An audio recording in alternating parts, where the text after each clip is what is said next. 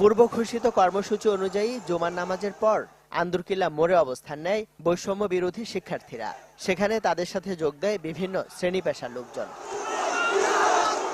কিছুক্ষণ সেখানে অবস্থান নিয়ে বিক্ষোভের পর শুরু হয় গণমিছিল।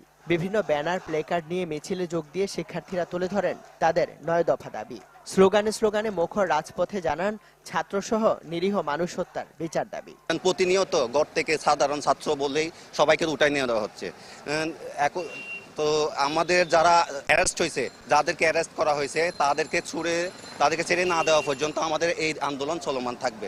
গণমিছিল কেন আপনারা সেটা জানেন যে আমাদের যে সমন্বয়ক ভাইদেরকে নিয়ে যাওয়া হয়েছে এবং এই যে গণহত্যাগুলো করা হয়েছে এগুলো বিচার না চাওয়া পর্যন্ত এরকম আসলে প্রতিদিনই কোনো কর্মসূচি চলবে। গণমিছিলটি নগরীর লালদিঘি কোতোয়ালি হয়ে নিউ মার্কেট মোড়ে কিছুক্ষণের জন্য অবস্থান নেয়। সেখানে অবস্থান নিয়ে শিক্ষার্থীরা বলেন, শান্তিপূর্ণ আন্দোলনে ছাত্রলীগ, যুবলীগ আর পুলিশ দিয়ে হামলা করে সরকার গণমানুষের শত্রুতে পরিণত হয়েছে।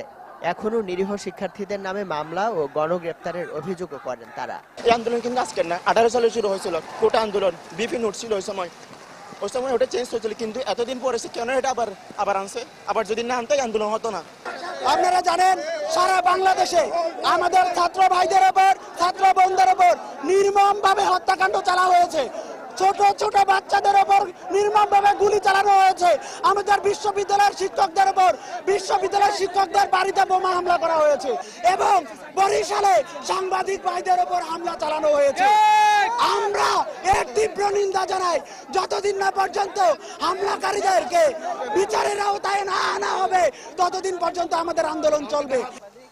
পরে নিউ মার্কেট থেকে মিছিল নিয়ে টাইগার পাস, জিএসি, মুরাদপুর হয়ে বহদ্দারহাটে গিয়ে শেষ হয় কর্মসূচি। এই কর্মসূচিকে ঘিরে বিভিন্ন পয়েন্টে মোতায়েন ছিল আইনশৃঙ্খলা বাহিনীর সদস্যরা। ইমদাদুল হক, চ্যানেল 24, চট্টগ্রাম।